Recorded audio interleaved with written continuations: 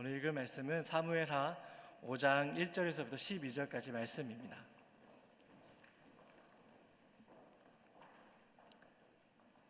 함께 교독해서 읽도록 하겠습니다. 제가 먼저 읽겠습니다.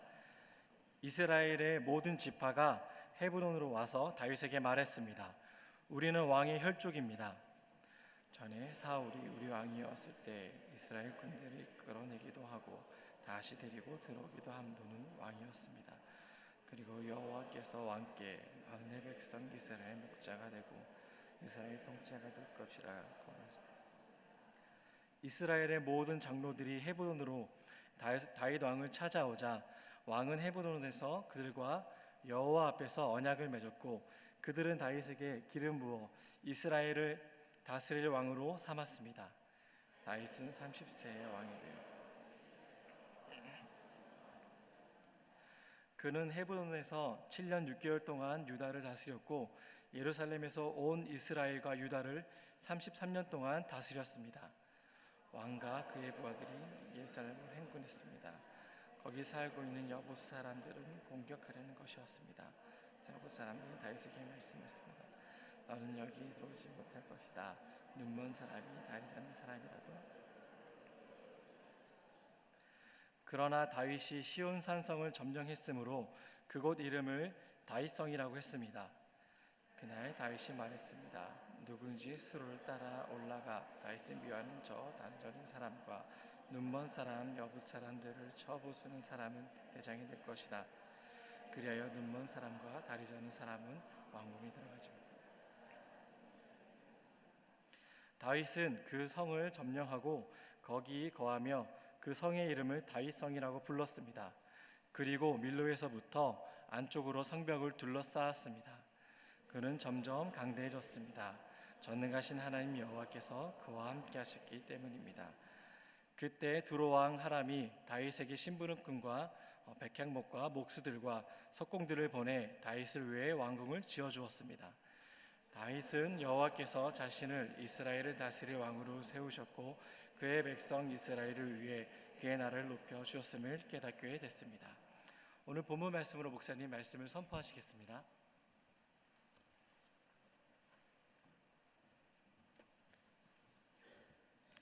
몇 가지 간구 말씀을 먼저 드리고 말씀을 듣도록 하겠습니다. 이런 주보를 참고하시면 교회에 몇 가지 간구가 있습니다. 오늘 새로 오신 분을 나가실 때 좌측에 보면 교회 안내 데스크가 있습니다. 그곳에 오시면 교회에 대한 자세한 안내를 받을 수 있습니다. 함께 할 수 있는 귀한 시간 되시기를 바랍니다. 그리고 또한 오늘 설교 후에 온누리 전교회 의식조사 설문지가 있습니다. 이것은 이제 앞으로 2년 후면 온누리 교회가 30주년을 맞이하게 되는데요. 30주년 목회 가운데 이제 플랜을 짬에 있어서 교회들 의식 조사가 필요합니다. 그래서 이따가 설교 후에 기록하는 시간을 갖도록 그렇게 하겠습니다. 그리고 다음 주에는 비전헌금이 있는 주간입니다. 다음 주 비전헌금은 우리 양지 온누리교회 자체적으로 사역하고 있는 YBM 사역을 위해서 쓰도록 그렇게 하겠습니다. 그리고 10월 16일 이번 주 수요일입니다. 권사회 및 자매들학과 헌신 예배가 있습니다. 그 주제는 헌신한 여성이라는 주제로 하게 됩니다. 이재양 원장님께서 말씀을 증거하시고 또 우리 권사님들 함께하는 또 자매들학과에서 함께하는 귀한 시간 될 겁니다. 우리 권사님들과 자매님들 함께 참석해 하셔서 헌신을 다짐하는 시간 되기를 바랍니다. 수여성 예배가 9시 반에 기도 모임, 또 10시 반에 예배가 있습니다. 또 순장 모임 있습니다. 일대 양육자반이 있습니다. 또 한 가지는 오늘부터 대학 청년 예배가 시작됩니다. 그러니까 뉴웨이 커뮤니티, 하나님의 은혜 가운데 새로운 길 가는 청년 공동체 시작됩니다. 대학생들과 청년들은 1시 반에 캠벨홀에서 모여주시길 바랍니다. 오늘 첫 스타트를 시작하겠습니다. 또 10월 18일 금요일입니다. 11시에 권사회 모임이 있습니다. 3층 캠벨홀에서 권사회 모임을 갖도록 하겠습니다. 권사님들은 18일 날 11시까지 교회에 오시기를 바랍니다. 여러분 주보에 보면 간지가 있는데요. 간지 보면 바이블 스터디가 있습니다. 오늘이 바이블 클럽 해서 하나님의 성품에 대해서 앞으로 11월 첫 주부터 12월까지 8주에 거쳐서 하나님의 성품 성경 공부가 있습니다. 여러분 침청하셔서 듣고요. 특별히 이 기간은 이 프로그램은 OBC 프로그램은 임직자 관련된 겁니다. 여러분께서 임직받기 원하신 분은 다 이렇게 신청해서 들으시기를 바랍니다. 또 한 가지는 오늘의 장로 합창단 제1회 정기 연주회가 10월 26일 오후 7시에 양재성전에서 있습니다. 여러분 함께 하셔서 우리 장로님도 유래도 해주시고요, 격려할 수 있는 귀한 시간 되기를 바랍니다. 잠깐 기도하겠습니다. 좋으신 하나님 감사합니다. 하나님의 귀한 사랑과 은혜 가운데 우리가 믿음 안에 서도록 축복해 주신 것을 감사합니다. 오늘 주의 말씀을 듣습니다. 성령께서 이곳에 임재해 주시고 주의 말씀을 따라 믿음으로 승리할 수 있도록 도와주시옵소서. 감사드리며 예수님의 이름으로 기도합니다. 아멘. 한때 영국은 노예 무역으로 아주 유명한 때가 있었습니다. 18세기 말 세계 최고의 해상력과 또 세계 최고의 해군력을 가지고 있었던 영국은 아프리카에 있는 흑인들을 잡아서 북미 대륙에 노예 무역을 실시하고 있었습니다. 그때 미국의 한 권위 있는 통계는요, 1776년까지 약 300만 명 정도가 영국에 의해서 많은 그런 북미 대륙 가운데 노예가 이전되었고 또 수출되었다고 합니다.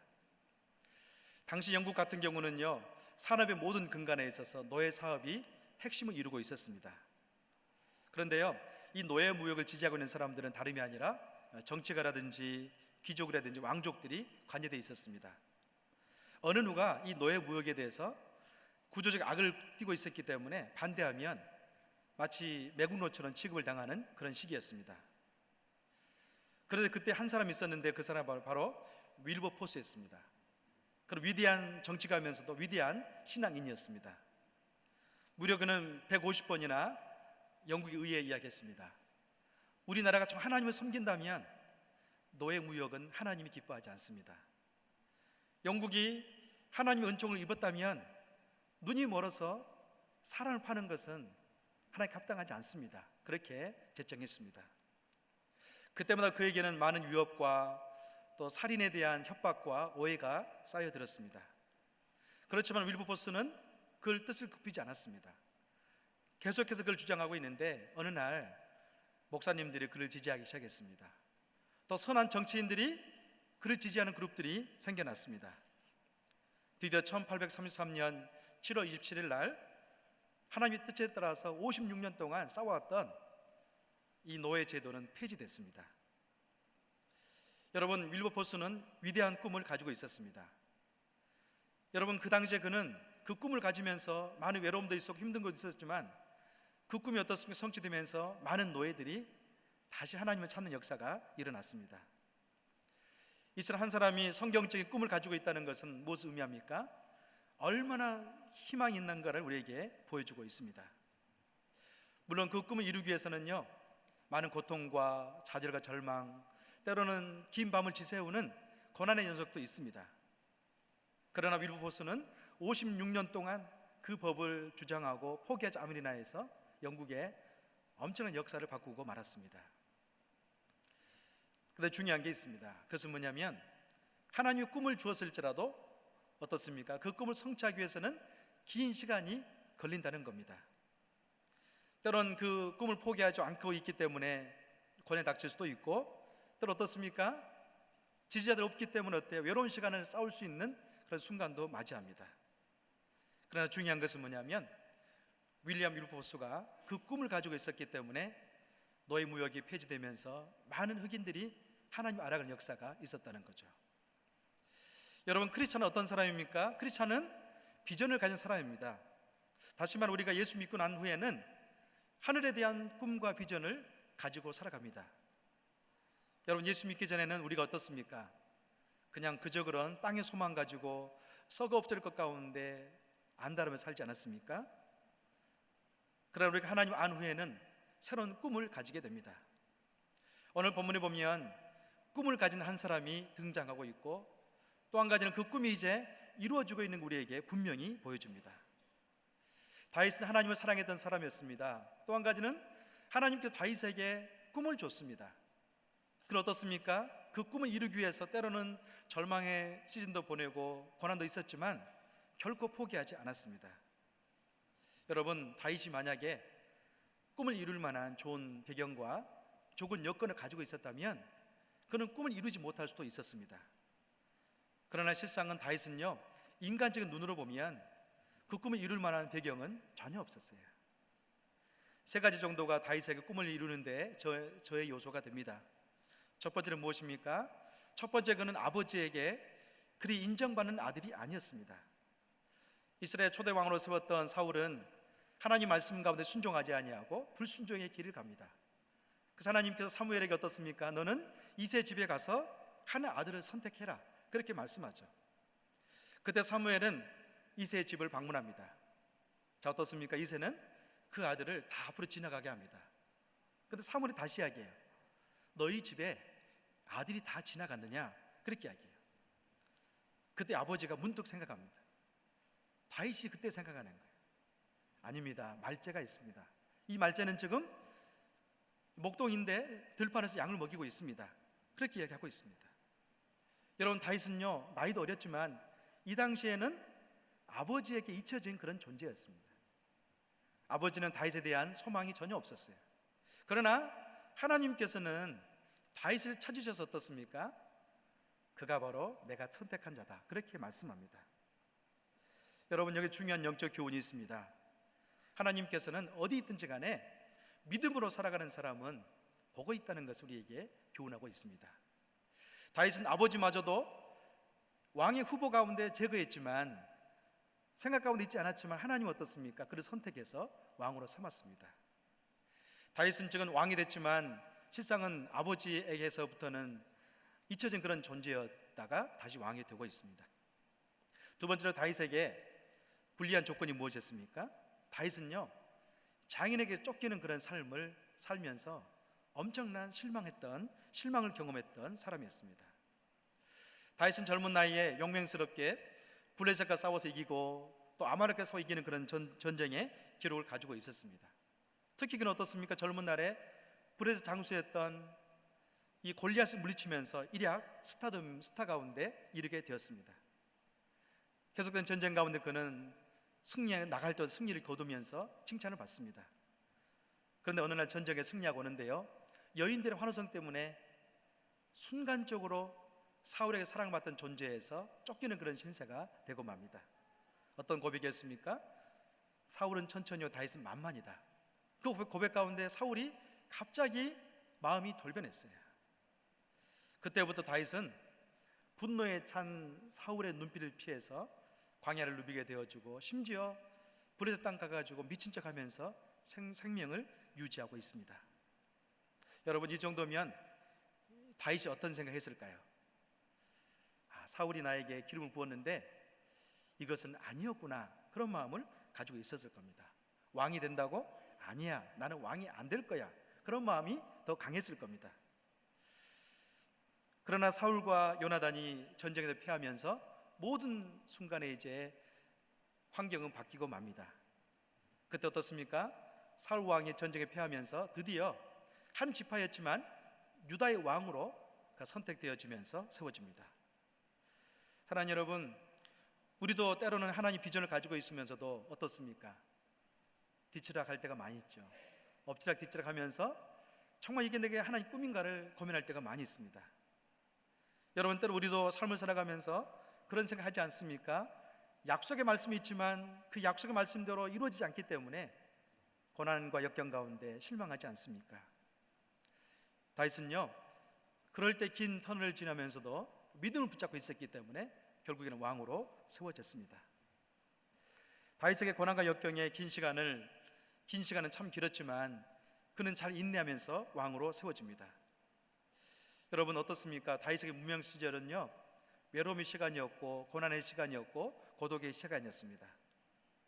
그러나 다윗에게 이제 새로운 시즌이 돌아오고 있습니다. 그래서 언제인가요? 오늘 본문에 나와 있습니다. 오늘 본문 1절과 2절, 3절 같이 읽어봅니다. 시작. 이스라엘의 모든 지파가 헤브론으로 와서 다윗에게 말했습니다.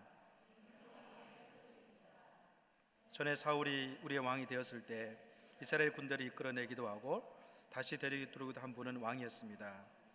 그리고 이스라엘 여호와께서 왕께 너는 내 백성 이스라엘 목자가 되고 이스라엘 통치가 될 것이라고 말씀하셨습니다. 이스라엘 모든 장로들이 헤브론으로 다윗의 왕을 찾아오자 왕은 헤브론에서 그들과 여호와 앞에서 언약을 맺었고 그들은 다윗에게 기름 부어 이스라엘 다스릴 왕으로 삼았습니다. 아멘. 오늘 본문 1절과 3절 말씀 보면 이제 이스라엘의 모든 지파 사람들이 다윗에게 와서 어떻습니까? 왕이 되어 주십시오. 그렇게 자청하고 있습니다.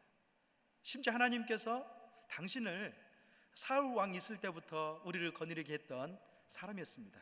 그렇게 고백합니다. 너는 내 백성 이스라엘 목자가 되고 이스라엘의 통치자가 될 것이다. 이 언약의 말씀을 들어서 장로님들이 다윗을 왕으로 초청하고 있습니다.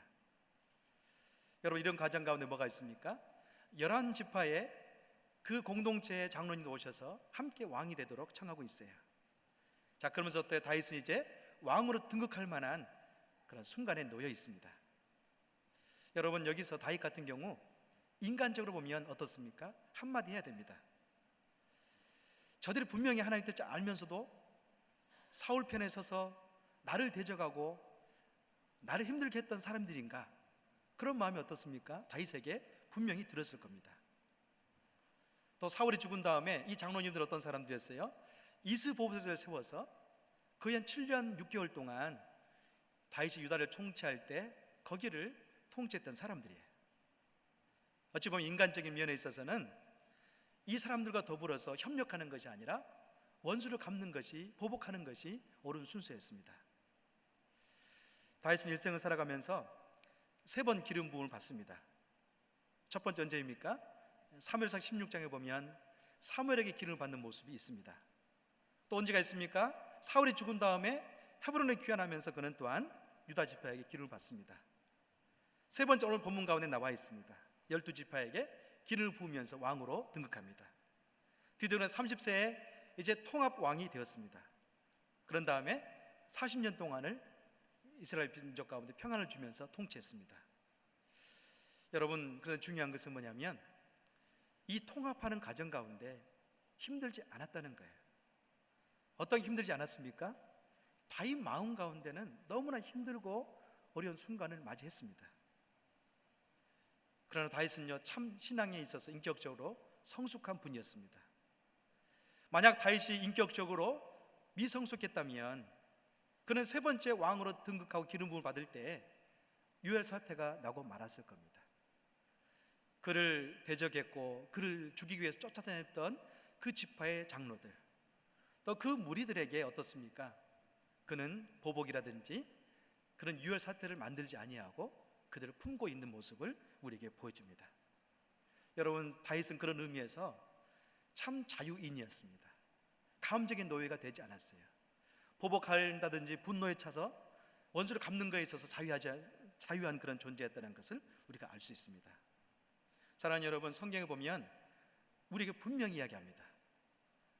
여러분의 화내는 것이 하나님의 의를 이루지 못한다, 그렇게 말씀하세요. 야고보서 1장 20절 21절 말씀을 같이 읽어보겠습니다. 시작. 사람이 화내는 것이 하나님의 의를 이루지 못하기 때문입니다. 그러므로 모든 더러운 것과 넘치는 악을 벗어버리고 마음에 숨겨진 말씀으로 온유함으로 받으십시오. 이 말씀을 능히 여러분의 영혼을 구원할 수 있습니다. 아멘. 성경은 우리에게 분명히 말씀하고 있습니다. 사람이 화를 내는 것이 하나님의 의를 이루지 못한다, 그렇게 말씀합니다. 다윗 같은 경우는 분명히 11지파 장로들이 봤을 때 마음속에 다 알기 때문에 그런 화가 있었을 거예요. 분노가 있었을 겁니다. 어찌 보면 그 왕권을 가지고 먼저 그들 숙청한 다음에 새롭게 출발할 수 있는 그런 권위가 그에게 있었습니다. 그러나 그는 어떻습니까? 그렇지 않았습니다. 성경 어디에도 그런 장면이 있지 않습니다. 도리어 사랑으로 포옹하면서 연합해서 하나가 되고 있는 것을 볼 수 있어요. 여러분, 한번 테스트 한번 해보세요. 화를 냈을 때 여러분 내면 안에 무엇이 있습니까? 누가 있습니까? 화를 딱 났을 때요, 여러분 마음속에 성령님이 계십니까? 화를 딱 냈을 때, 분노를 냈을 때 여러분 마음속에 그리스도가 계십니까? 그렇지 않습니다. 화 났을 때는요, 누가만 있어요? 나만 있어요. 나로 충만해 있어요. 그렇기 때문에 화낸 다음에는요, 더 이상 하나님 말씀이 생각나서 기도하려고 하는 마음이라든지 예배하고자 하는 마음이 전혀 들지 않습니다. 그래서 성경은 분명히 이야기합니다. 사람이 화를 내는 것, 분노하는 것은 하나님의 의를 이루지 못한다. 그렇게 말씀합니다. 사랑하는 여러분, 우리 마음속에 이 화에 대해서, 이 분노에 대해서 우리는 상황적인 어떤 일이 벌어지면 순간적으로 어떻습니까? 분노하고 화내기를 좋아합니다. 그러나 우리가 이 화의 노예가 되면 나도 모르는 사이에 하나님을 대적하게 되고 주의 뜻을 이루지 못하는 것을 알 수 있어요. 만약에 다윗이 자기의 화친과 자기 화친하고 자신을 왕으로 모집한 장로들에게 사울 왕을 생각하면서 대적했다면 다윗의 연단의 기간은 더 길었을 겁니다. 사랑하는 여러분, 오늘 말씀 우리는 깊이 생각하셔야 됩니다. 마태오 5장 9절의 말씀이 그런 말씀이 있습니다. 화평케 하는 자는 복이 있나니 저희가 하나님의 아들이라 일컬음을 받을 것이다. 화평케 하는 자는 복이 있나니 저희가 모든 사람들이 그 사람을 향해서 정말 저 사람은 하나님의 아들이다, 그렇게 고백한다는 거예요. 사랑하는 여러분, 우리 인생 가운데 화의 문제에 화낼 수 있습니다. 그러나 화를 절제하지 못하면 그 화 때문에 하나님 의를 이루지 못합니다. 하나님은 지금 다윗을 통해서 어떤 걸 이루기 원하십니까? 이 유다 지파만의 왕이 아니라 12지파 전체 통합왕을 세우기 위해서 그를 선택했고 그 길을 가고 있습니다. 그 길목 가운데 어때요? 다윗이 그들을 품었기 때문에 그는 통합적인 왕이 돼서 다윗의 그 시대 40년, 또 솔로몬 시대 몇 년이었어요? 또 40년이죠. 80년 동안을 이스라엘 백성들 가운데 평안을 주는 왕이 되었습니다. 하나님의 의를 이루기 위해서는 사람의 화를 버려야 됩니다. 원수 갚는 것은 하나님께 있습니다. 여러분, 저와 여러분 누구로 부름받았습니까? 화평의 도구로 부름받았습니다. 그래서 모든 더러운 것과 넘치는 악을 벗어버리고 마음에 심겨진 말씀으로 화평을 쫓으라. 오늘 야고보서 우리에게 그렇게 선포합니다. 하나님은 다윗은 하나님의 비전을 가지고 있었습니다. 그래서 그는 어떻습니까? 왕이 되는 과정에서도 철저히 자기를 죽이면서 그분의 의를 드러내고 있습니다. 여러분, 언제나 통합 또 하나됨, 이것은 어떻습니까? 그러니까 저와 여러분 가운데 포기하지 않으면 이루어질 수 없는 겁니다. 여러분, 가정에서 하나가 되길 원하십니까? 가정에서 하나가 되길 원한다면 남편은 남편으로서 권리, 또 아내는 아내로서 권리 내려놓으면 금방 하나 됩니다. 또 어떻습니까? 어떤 공동체 가운데 하나가 되길 원하십니까? 앞에 있는 사람이나 따르는 사람이나 서로 그 자신의 권위를 내려놓는다면 그 공동체는 하나가 될 수 있습니다. 여러분, 다윗은 지금 화평케 하는 자로서 통합왕으로 서가고 있는 것을 우리에게 보여줍니다. 왕은 누구예요? 왕은 권력자입니다. 그 권력을 가지고 행포를 휘둘 수 있습니다. 그러나 그는 그 권력을 가지고 화평 이루는 데 사용했습니다. 하나님은 우리를 어떻게 부르셨습니까? 화평의 도구로 부르셨습니다. 고린도후서 5장 18절 말씀 같이 읽어보겠습니다. 시작.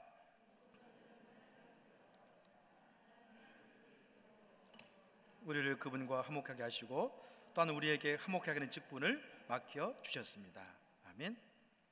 모든 것은 하나님께 들어왔습니다. 하나님은 그리스도를 통해 우리를 그분과 화목하게 하시고 또한 우리에게 화목하는 직분을 주셨습니다. 그렇게 말씀합니다.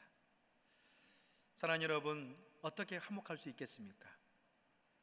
어떻게 우리가 가정 안에서 또 교회 안에서 또 우리가 다니고 있는 회사 안에서 화목된 그런 화평케 하는 직분을 감당할 수 있겠습니까?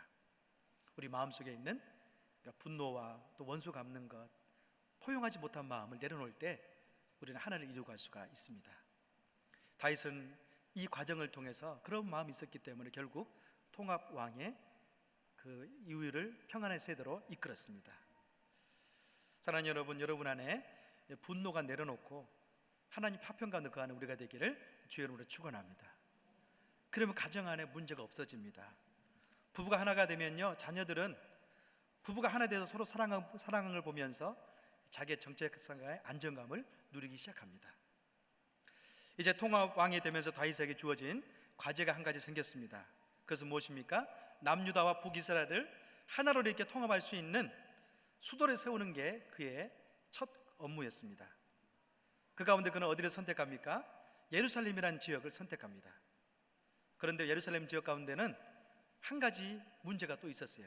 어떤 문제였습니까? 그 안에는 아직도 정복되지 못한 가나안 시대의 족속이 살고 있었습니다. 그 족속 어떤 족속이었습니까? 여부스 족속이었습니다. 오늘 본문인데요, 6절과 7절 8절까지 같이 한번 읽어보겠습니다. 시작. 왕과 그의 부하들은 예루살렘에 행군했습니다.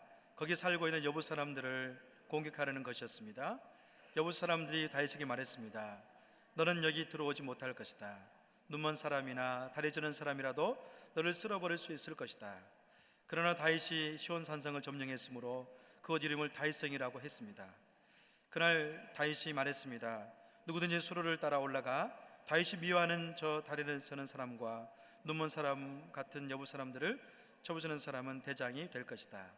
그리하여 눈먼 사람과 다리 저는 사람은 왕이 들어가지 못할 것이라는 속담이 생겼습니다. 아멘. 예루살렘 성 같은 경우는 실제적으로 지금은 그렇지 않지만 이 당시에는요, 예루살렘 성이 있으면 그 성을 포위하고 주위가 이렇게 다 이렇게 물로 둘러싸여 있었습니다. 실제적으로 여부 족속 같은 경우는 이 성 자체가 이제 또랑으로 깊게 둘러싸여 있었기 때문에 어때요? 어떤 사람 쳐들어올 수 없는 그런 상황이었습니다. 자, 그런데 오늘 이들이 어떻게 점령합니까? 수로를 따라서 밑으로 이렇게 들어가서 결국에는 그 성을 문을 열기 시작합니다. 또 중요한 것은 뭐냐면 여부 족속의 사람들이 굉장히 교만해서 다윗에게 굉장한 그런 모멸감과 조롱을 하고 있습니다. 어떻게 조롱합니까? 그렇게 이야기합니다. 너는 여기 들어오지 못할 것이다. 눈먼 사람이나 다리 저는 사람이라도 너를 쓸어버릴 수 있을 것이다. 여러분 생각해 보세요. 다윗을 향해서 너는 여기 들어오지 못할 것인데 눈먼 사람이나 다리를 쓰지 못하는 사람도 너와 싸워서 이길 것이다. 그렇게 조롱했어요. 여러분, 때로는 우리는 이런 조롱과 핍박과 어려움이 있으면 어떻습니까? 거기 멈추기를 좋아하죠. 그러나 다윗은요, 통합 왕이 된 다음에 예루살렘을 점령할 때 거기에 멈추지 않았습니다. 도리어 그는 400년 동안 점령되지 않았던 이 난공불락의 예루살렘, 그 성을 점령하기 위해서 올라갔습니다. 여러분 인생 가운데 하나님 비전이 있을지라도 분명히 기억하십시오. 뭐가 있습니까? 우리의 대적이 있습니다. 우리를 조롱하는 사람이 있습니다. 우리를 핍박하는 사람이 분명히 있습니다. 때로는 그런 갈등하기도 하죠. 분명히 주의 뜻을 믿고 나가는데 이런 어려움과 힘든 거 있으면 이게 주의 뜻이 아닌가? 그렇게 생각할 때도 있습니다. 그러나 중요한 것은 뭐냐면 주의 뜻일지라도 거기에는 이런 어려움이 있다는 거예요. 무엇이 중요하겠습니까? 오늘 10절 말씀 가운데 나와 있습니다. 마지막 10절을 같이 한번 읽겠습니다. 시작. 그는 점점 강대해졌습니다. 전능하신 하나님 여호와께서 그와 함께 하셨기 때문이었습니다. 아멘. 이렇게 여부 사람들이 그를 조롱하고 핍박했을 때 어때요? 다윗은 이 10절 말씀 붙들고 나갔기 때문에 결국에는 승리할 수 있었습니다. 여러분, 다윗은 통합왕이 됨에 있어서 이미 하나님 약속의 말씀을 들었습니다. 그리고 그는 끊임없이 전진하고 있습니다. 그때 여부 사람들이 그를 힘들게 하고 어렵게 했을 때 그는 이 말씀을 기억하면서 결국 나가서 승리하는 것을 볼 수 있어요. 여러분 인생 가운데 한 가지 생각할 게 있습니다. 여러분 인생 가운데 성공이라든지 승리하는 삶, 때로 행복, 사명 감당함, 이 모든 것의 근거는 어디 있습니까? 다윗은 자기에게서 찾지 않았습니다. 또 오늘 본문 보니까 하나님께서 다윗을 왕으로 세운 것은 하나님께서 함께 하셨다, 그 결론을 저와 여러분에게 보여주고 있습니다. 결국에는 우리 인생 가운데 승리하는 삶을 산다든지 행복한 삶을 산다든지 사명을 감당한다든지 이 모든 것의 근거는요, 나에게 있지 않습니다. 물론 우리는 노력해야 되겠죠. 그러나 어떻습니까? 10절 말씀처럼 전능하신 여호와께서 그와 함께 하셨기 때문입니다. 전능하신 하나님께 그와 함께 하기 때문에 어떻습니까? 그는 점점 강성해지면서 이스라엘 초대 왕으로서 부강하고 있는 것을 우리에게 보여줍니다. 사랑하는 여러분, 우리는 예수 믿고 난 다음에 하나님 유업을 가진 하나님의 자녀가 되었습니다. 그분의 약속이 무엇입니까? 임마누엘입니다. 내가 세상 끝날까지 너희와 항상 함께 있을 것이다. 이 약속의 말씀을 가지고 있는데요, 우리는 다윗에 비하면 어떻습니까? 자주 절망하고 좌절하고 넘어지지 않습니까? 그 이유가 무엇이에요? 순간순간 주의 말씀을 의지하지 않기 때문에 그렇습니다. 시편 23편 6절에 그런 말씀이 있습니다. 나의 평생의 선하심과 인자하심이 정녕 나를 따르리니 내가 여호와의 집에 영원히 거할 것이다. 다윗은요, 하나님이 주시는 선하심 인자하심이 정녕 나를 따르니 나는 날마다 승리할 수 있다, 그런 마음을 가지고 순간순간 의지하면서 승리를 경험했습니다. 사랑하는 성도 여러분, 우리도 매일처럼 다윗처럼 승리하는 삶을 살기를 주의 이름으로 축원합니다. 그러기 위해서는요, 확신을 가지셔야 됩니다. 하나님이 나와 함께 하신다. 그렇기 때문에 나는 순간순간 절망이 아니라 기도의 자리에 나와야 되고 예배해야 되고 주님을 찬양하는 그런 모습이 있어야 된다는 거예요. 그런 은혜 안에 날마다 승리하기를 주의 이름으로 축원합니다. 아멘. 이제 같이 기도하겠습니다. 시간 같이 한번 기도하고 싶은 것은, 하나님, 내 인생 가운데도 다윗처럼 분명한 약속을 주신 것을 감사합니다.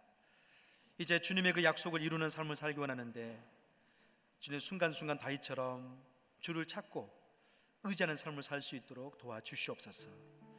전능하신 하나님께서 함께함을 인하여서 다윗은 날마다 강성해졌습니다. 그러나 다윗은 또한 날마다 주를 찾았기 때문에 그 은혜를 경험했습니다. 그러나 저와 여러분이 주를 의지하지 않는다면 주님의 은혜 가운데 강성하지 못한다고 이야기합니다. 주님, 날마다 주님을 의지하는 그런 삶을 살 수 있도록 도와주시옵소서. 시간 같이 한번 기도하겠습니다. 할렐루야. 살아계신 하나님 아버지, 오늘 말씀을 통해서 우리 가운데 다시 한번 살아계신 하나님 아버지를 바라볼 수 있는 귀한 은총 주신 것을 감사합니다.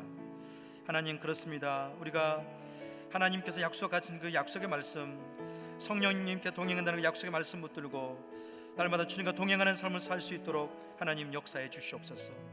우리의 심령을 성령으로 주여 충만하게 도와주셔서 오직 믿음 안에 주님과 동행하는 그런 삶을 살 수 있도록 주여 도와주시고, 하나님 아버지의 놀라운 역사 가운데 주여 일어날 수 있도록 주님 역사해 주시옵소서.